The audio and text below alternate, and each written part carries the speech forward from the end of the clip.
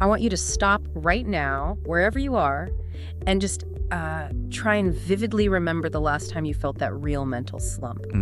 You know, maybe staring at a screen, reading the same sentence over and over, or the classic walking into a room and just completely forgetting why you went in there. Oh yeah, that feeling. Yeah. Happens to everyone, right? That cognitive friction. Exactly. And that frustration, you know, with focus, with memory, it feels so common today with everything coming at us. It really does.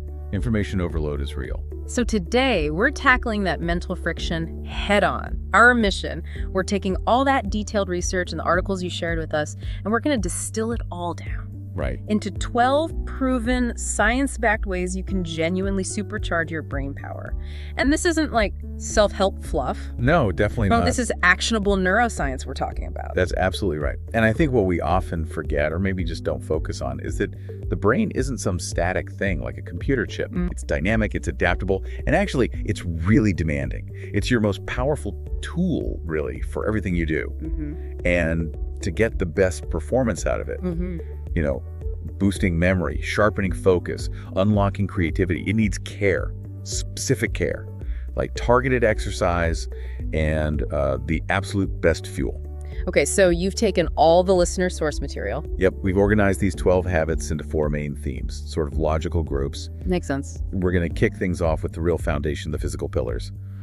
Then we'll move into active mental training, then look at optimizing your environment, and finally wrap up with strategies for cognitive renewal and agility. And we're not just listing things, are we? No. We'll get into the why, the mechanisms behind each habit. Yeah. So you understand not just what to do, but why the science says it actually works. Fantastic. Let's lay that groundwork right now then. I think the single biggest takeaway reading through everything is just how deeply connected your cognitive ability is to your physical health. Absolutely inextricable. If the body isn't maintained, that complex processing unit inside your brain, it just can't run at full speed. It's that simple, really. Couldn't agree more. Okay, so let's start with that foundation, the physical stuff.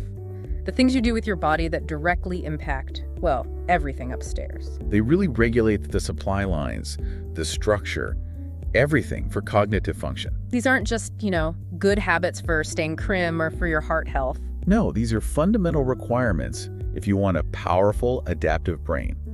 It's the ultimate feedback loop, really. How so? Your physical actions directly control the chemical environment in your brain. If you get these 3 pillars right, exercise, sleep, nutrition, you're creating the conditions where high-level thinking is even possible. Hashtag 1, exercise regularly. Okay, pillar 1, exercise. We all kind of know moving is good for us, but the sources you provided really dig into why even just a brisk walk is like brain fertilizer. Yeah, brain fertilizer is a good way to put it. It's not just about, you know, getting more blood pumping. Right, not just circulation. It's much more sophisticated. Yes, increased blood flow is vital. It brings oxygen and glucose, the brain's main fuels. But the real magic happens at the molecular level. Okay. When you exercise, even moderately, you trigger the release of this specific protein. It's called BDNF. BDNF. Brain-derived neurotrophic factor. Okay, BDNF. That sounds like something from a sci-fi movie that makes you smarter instantly. Huh. Ooh, Well, in a way, it kind of is. BDNF is often called miracle grow for the brain. Miracle grow, Yeah. seriously. It helps existing neurons survive and grow, but critically, it promotes neurogenesis. Neurogenesis, that's the birth of new brain cells, right? Exactly, brand new neurons. And these new cells are primarily generated in the hippocampus. Ah, the hippocampus. That comes up a lot in memory research. It's central, absolutely central to memory formation and learning. So hold on, getting your heart rate up doesn't just make the existing brain infrastructure work better. No, it actively builds new infrastructure, smarter infrastructure, Yeah. specifically in those key memory and learning areas. Wow, okay, so that connects like the immediate feeling of energy after a workout to a real long-term mental benefit. Precisely. You're strengthening memory capacity, Right. learning capacity. You're literally reinforcing the neural pathways that handle information. Okay, so what's the dose? Do I need to become an ultramarathoner? And this is a really great news from the research. The threshold is surprisingly low. Yeah. We're not talking hours in the gym.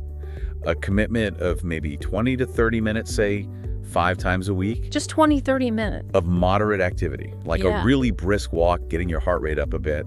That seems to be enough to see measurable long-term improvements in cognitive function and those BDNF levels. That's incredibly achievable. It really is. It's a small investment with potentially huge returns for your brain. Hashtag 2.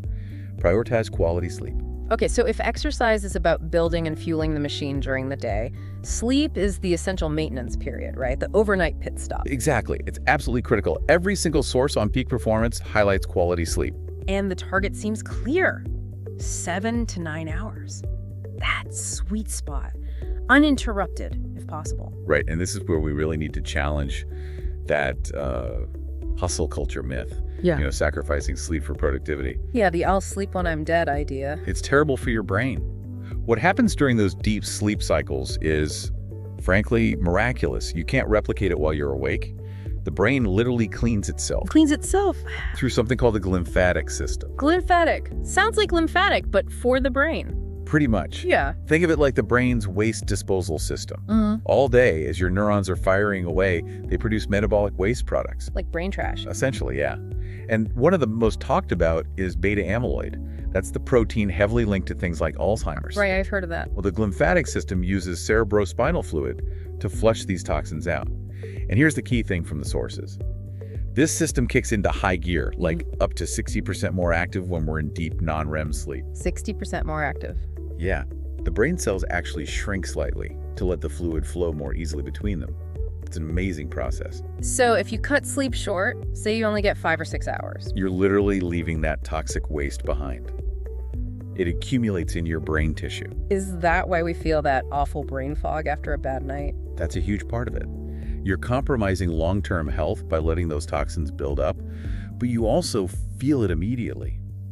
Plus, deep sleep is crucial for memory consolidation. Ah, okay. So it's not just cleaning, it's organizing too. Yes, that complex new skill you were practicing, that dense article you read, your brain replays and strengthens those connections, embedding the knowledge during REM and deep non-REM sleep. So if I only get 6 hours regularly, You're likely cutting off those final critical sleep cycles needed to really lock in memories and learning. You're robbing yourself of that consolidation. and the sources were pretty blunt about modern habits, weren't they? Like late night scrolling. Oh, absolutely. They called it stealing your brain power. That bright blue light from screens right before bed. It suppresses melatonin, messes up your natural sleep rhythm, your circadian rhythm. So it makes it harder to fall asleep and reduces the quality. Exactly. It prevents those crucial cleaning and consolidation processes from even starting properly. It's a double whammy. The light messes with your timing, and cutting sleep shortcuts the duration. Just a terrible combination for your brain. Hashtag 3. Eat brain-boosting foods. Okay, next pillar. Food. Our brain, it uses a ton of energy, right? Like way more than its size would suggest. Absolutely. It's incredibly energy hungry. It consumes a huge chunk of our daily calories. So if it's our mental engine, the food we eat is the fuel, and the message from the sources is crystal clear. You need premium fuel for that engine. You really do. Think about it. The brain is mostly fat, Yeah. about 60% fat. Wow, I didn't realize it was that high. Yeah. And it needs specific types of fats and other nutrients to maintain its structure and, importantly, to allow its signals to travel quickly. So we're talking antioxidants, healthy fats, vitamins. Exactly. These compounds don't just protect the brain structure from damage, they actively make its communication more efficient. Faster signaling. Okay, let's get specific then. If we want optimal brain structure and speed, what should be on the shopping list? Well, number 1 is omega-3 fatty acids, specifically DHA and EPA. Found them. Fatty fish, like salmon. Salmon, mackerel, sardines, yes. Those healthy fats are literally building blocks for the membranes around your neurons, your brain cells. So they make the cell walls better? They keep them fluid and flexible, which is absolutely essential for efficient synaptic transmission, basically, how fast your neurons can talk to each other. Good fats mean faster brain signals. Okay, omega-3s. Got it. What else? Antioxidants. Mm-hmm. Think color. Berries are fantastic. Blueberries, raspberries. Why berries specifically? They're packed with compounds called flavonoids. Right. These can actually cross the blood-brain barrier. They get into the brain? Yes, and once there, they fight oxidative stress. So think of it like rust. The brain uses so much oxygen, it's very susceptible to this rusting or damage from free radicals. Antioxidants protect against that. Okay, so berries fight brain rust. I like that. Any others? Leafy greens are crucial too. Spinach, kale, collards, they're rich in things like vitamin K, lutein, folate. The research strongly links these nutrients to slowing down cognitive decline, protecting your brain long term. Walnuts are also great plant-based omega-3s and antioxidants. It really makes you think differently about groceries, doesn't it? It's not just food, it's an investment. It absolutely is. When you consistently eat these kinds of foods, the healthy fats, the colorful berries, the greens, you're not just getting a temporary energy boost. No, you're actively improving how your memory works now. And you're doing preventative maintenance, protecting your brain against decline decades from now. It really shifts from just dietary advice to a fundamental cognitive strategy. Powerful stuff. Okay, so we've laid the physical foundation. Moving your body, sleeping well, eating brain-boosting foods, that's like prepping the hardware. Right, getting the machine ready to run. Exactly. Now we shift gears. We move from just fueling the engine to actively training it. Because the brain, much like your muscles, needs deliberate challenge to grow and maintain its adaptability. It's plasticity, right? That ability to change and rewire itself. Precisely. This section is all about those mental workouts. So if the last section was about preparing the soil, this is about actively planting seeds and making them grow stronger. It's not weightlifting, but it's resistance training for the mind. A perfect analogy. Strengthening focus, memory, flexibility. #4. Challenge your brain. All right, habit number 4. Challenge your brain. The core idea here is simple, really. The brain needs to struggle a bit to improve. Like muscles need resistance. Exactly. We need to intentionally seek out tasks that aren't easy, that require real mental effort and complexity. This is what we call productive stress or growth-oriented stress. It's very different from the chronic damaging stress we'll talk about later. Okay, so what kind of challenges work best? Things that force your brain to create new connections. Learning a new language is a classic example. Oh yeah, that's a big one. Or tackling complex puzzles like logic problems or Sudoku, or playing strategic games, chess, Go, even complex video games. Why are those activities so effective? Because they force your brain to build entirely new neural pathways. They make you integrate different types of information, find new ways to solve problems. You're literally expanding your brain's network. Building cognitive reserve, is that the term? That's exactly it. Cognitive reserve. It's like building up a buffer that helps your brain withstand challenges later in life. Let's take the language learning example. It feels so demanding. It is. Think about everything involved. You're not just memorizing words. You're doing auditory processing, retrieving memories, handling complex grammar rules, controlling your mouth to make new sounds, interpreting emotional nuances. All at the same time. It's intense multitasking for the brain. And that complex, simultaneous activity is the workout. Every time you stumble over a word or try to remember a grammatical rule, you're reinforcing those brand new pathways. So you're not just learning Spanish words, you're training your brain to handle complexity better overall. Exactly. You're making it more flexible, more efficient. And this constant building and reorganizing, that's the essence of brain plasticity. Keeping plasticity high is what keeps a brain feeling young and adaptable no matter your actual age. #5. Read daily. Okay, habit number 5. This one might sound almost too simple, maybe even a bit basic. Read daily. It sounds simple, but the sources consistently identify it as one of the most potent and crucially accessible workouts for your brain.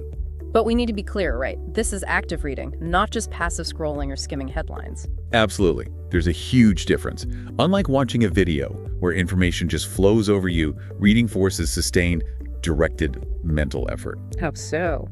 Your brain has to take those abstract symbols on the page, decode them, interpret their meaning, visualize scenes or concepts, follow a narrative or a complex argument. And stay focused on it, right? That's the key part. That focus component is absolutely critical, especially now. Our digital world trains us for distraction, for constant context switching. Every notification pulls us away. Yeah, our attention spans feel shorter. Reading forces the opposite. It demands sustained, singular focus. It's like resistance training for your attention muscle. That's a great way to put it, training the attention muscle.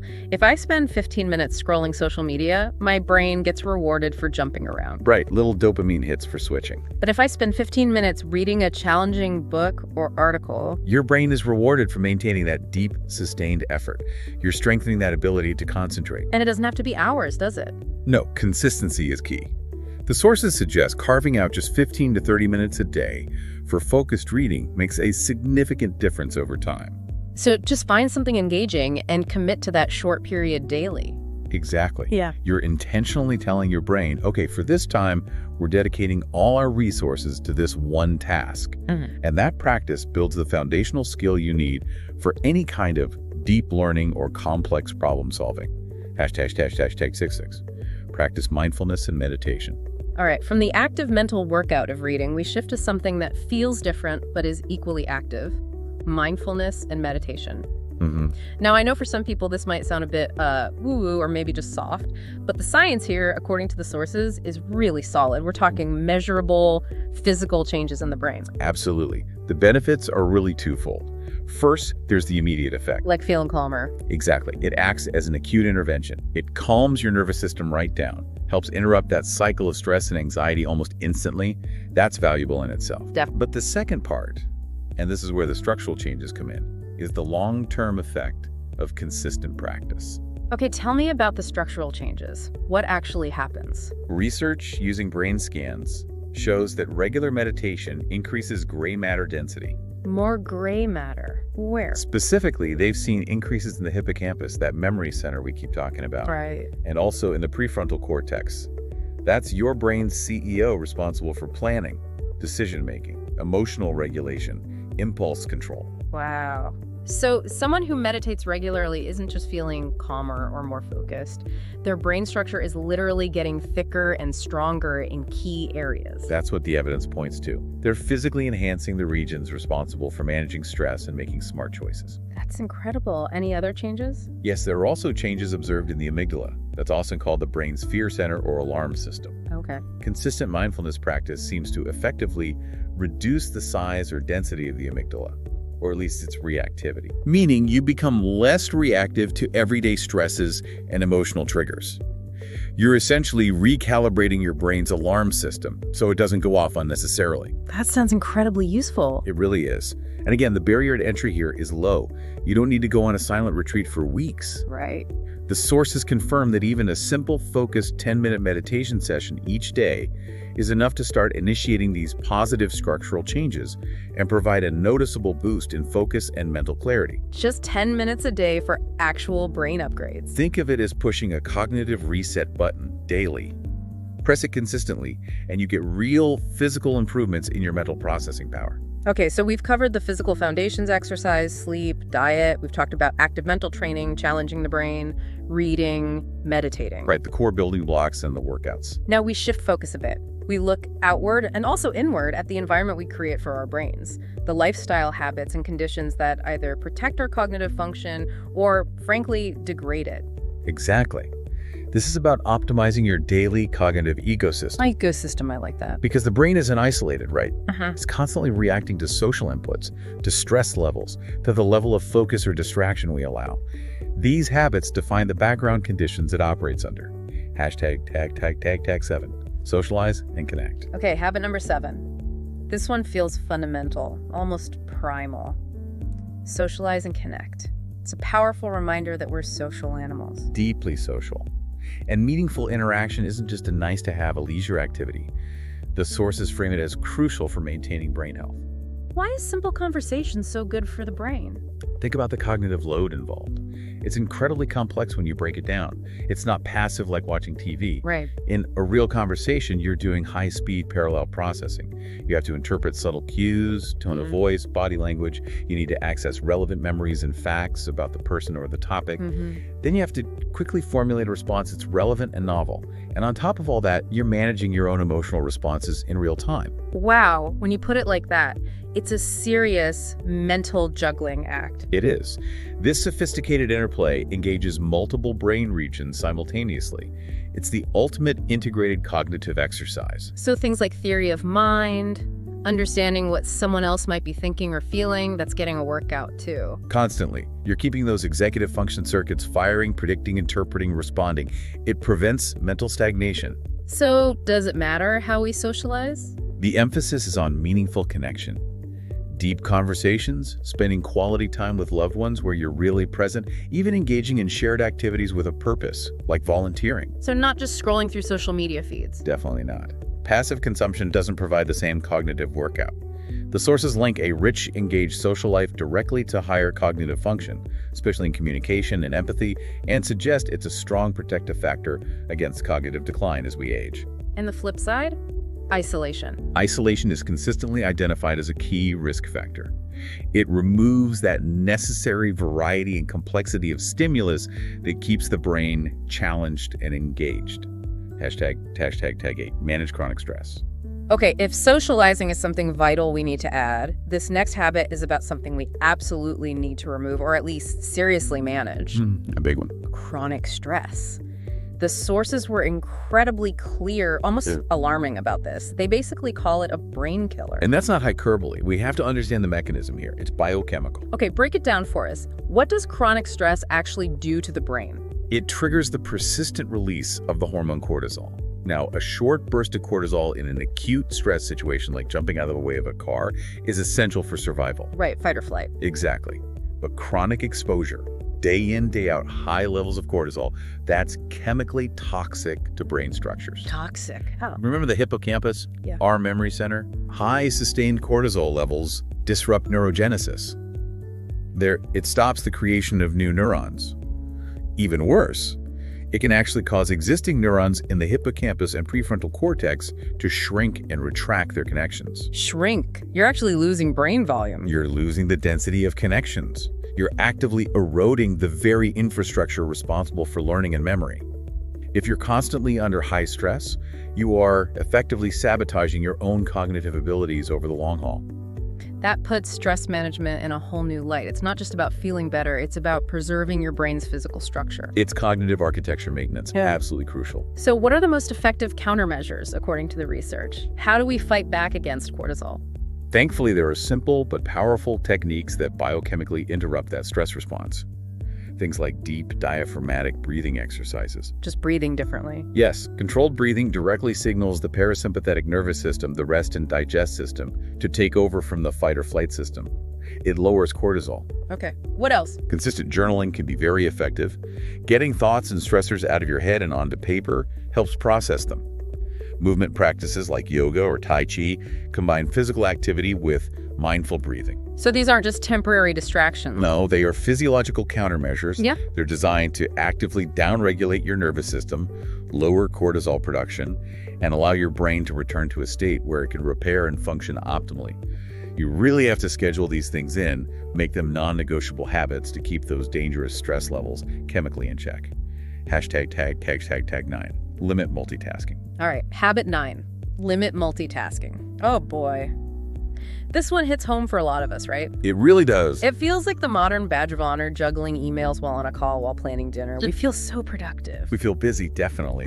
But the sources absolutely demolish the myth that multitasking, as we usually practice it, is efficient. So it's not actually effective. Quite the opposite. It dramatically reduces efficiency, it increases errors, and it chronically overloads your brain. Why? Aren't we just doing two things at once? We're actually not. Our brains aren't really built for simultaneous attention on multiple complex tasks. What we call multitasking is usually rapid task switching. Okay, task switching. What's the problem with that? Every time you switch, say, from writing a report to checking an email notification and back again, your brain pays a penalty. It's called the switch cost. Switch cost. Yeah. Your prefrontal cortex has to disengage from the rules and goals of the first task, load up the rules and goals of the second task, perform it, then disengage again, and reload the first task's rules. That sounds exhausting. It is. It burns through mental energy, primarily glucose, much faster.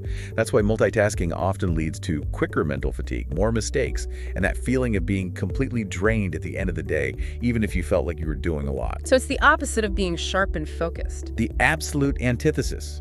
True productivity and sustained mental clarity come from single tasking, focusing fully on one thing until it's done, or until a planned break. So the advice is literally do one thing at a time. Pretty much. And just as importantly, the sources emphasize incorporating intentional breaks between tasks. Allow your brain to reset before switching. When you stop forcing it to pay that constant switch cost, your efficiency, your accuracy, your clarity, they all soar.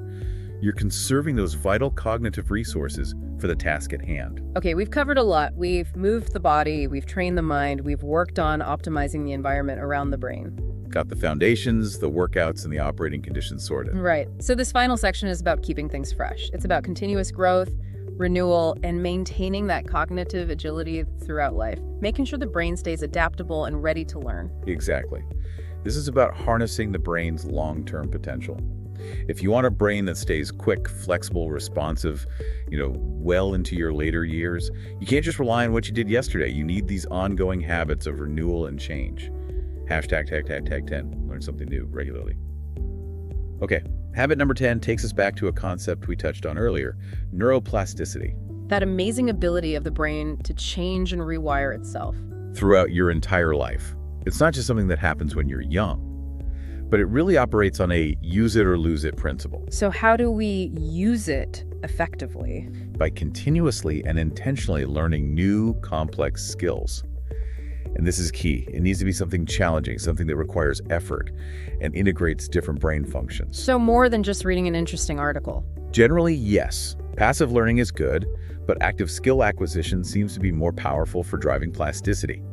The sources really highlight skills that combine cognitive processes with motor skills or sensory input. Like what? Learning a musical instrument is a prime example. Ah, okay. I can see how that's complex. Hugely complex. Or learning to code. Or taking up a visual art like painting or pottery, something that requires dexterity and spatial reasoning. Dancing is another great one. Physical movement, memory, rhythm, spatial awareness. What's happening in the brain when we tackle something like learning guitar, for instance? You're forcing previously separate brain regions to communicate and cooperate intensely and efficiently. You're integrating visual input, reading music or tabs, auditory processing, hearing the notes, fine motor control, fingers on the frets and strings, memory recall, chords, melodies. All firing together in a loop. Exactly. Yeah. This intense integration forces the creation of new synaptic connections, but it also improves something called myelination. Myelination? What's that? Myelin is the fatty insulation sheath around the axons, the wires that connect neurons. Better myelination means faster and more reliable electrical signal transmission between neurons. So learning a new skill literally speeds up your brain's wiring. It helps reinforce and build that high-speed wiring, yes. This constant process of forcing parts of the brain to work together in new ways is what keeps the whole system agile, adaptable, and constantly upgrading itself. #11. Get outside and enjoy nature. Okay, habit 11. This might be my favorite one because it feels so nice. Get outside and enjoy nature. It's deceptively simple, but the benefits highlighted in the sources are really quite profound and very accessible for most people. It seems to have a dual benefit, right? It's relaxing, but also stimulating in a way. That's a great way to describe it. Nature is inherently restorative. It helps reset our nervous system, calm us down, but it also provides gentle, non-demanding stimulation. How is looking at trees stimulating? Think about the subtle complexity. The fractal patterns and leaves and branches, the varied greens, the way light filters through the canopy, the sounds of birds or wind or water, the different smells. Okay, yeah. It's rich sensory input, but it's not urgent. Oh, exactly. Yeah. It engages our senses without demanding the kind of focused, high-effort attention that staring at a spreadsheet or answering emails requires. Psychologists call this effect attention restoration theory. Attention restoration theory. Yeah. The idea is that our directed attention, the kind we use for work, for focusing hard, gets fatigued over time. Nature engages a different kind of attention called soft fascination. Soft fascination. It captures our attention effortlessly, gently. It holds our interest without us having to force ourselves to pay attention. And this allows our depleted directed attention resources to replenish. So a walk in the park literally recharges your focus battery. That's the idea, and there's good evidence for it. Spending time in natural settings has measurable effects.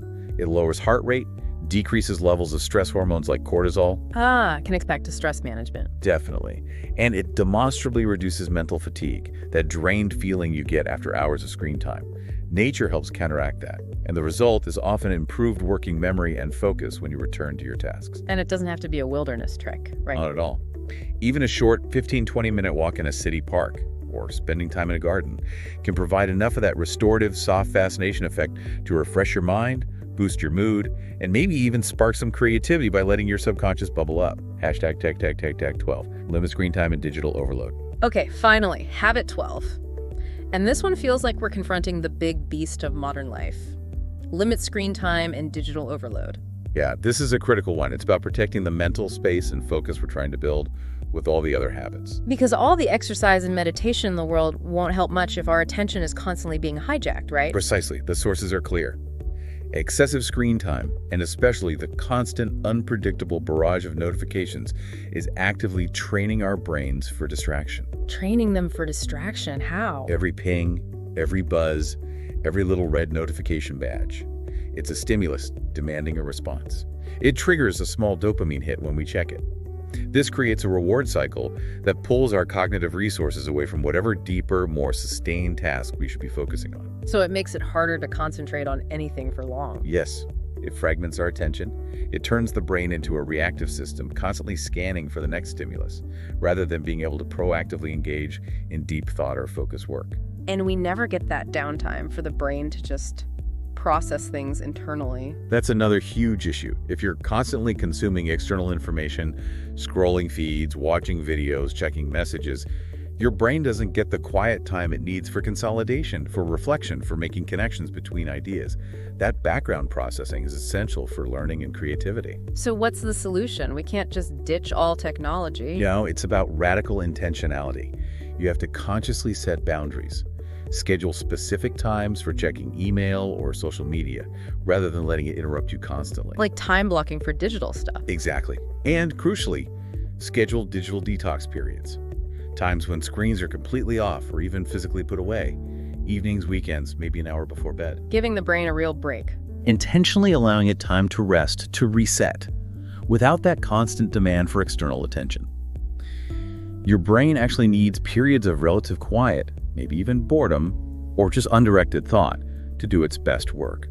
When you consistently limit the digital overload and fiercely protect your attention, the sources say your mental performance focus, memory, clarity improves dramatically across the board.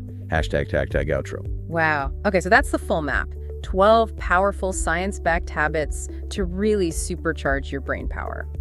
We covered a lot of ground. We really have. We started with those foundational physical pillars, regular exercise, quality sleep, and brain-boosting foods. The non-negotiables. Then we moved into active training, challenging your brain, daily reading, and mindfulness or meditation. The mental workouts. Then optimizing the ecosystem, social connection, managing chronic stress, and the crucial one, limiting multitasking, focusing on single tasking. Right, setting up the right conditions. And finally, we covered continuous growth and renewal.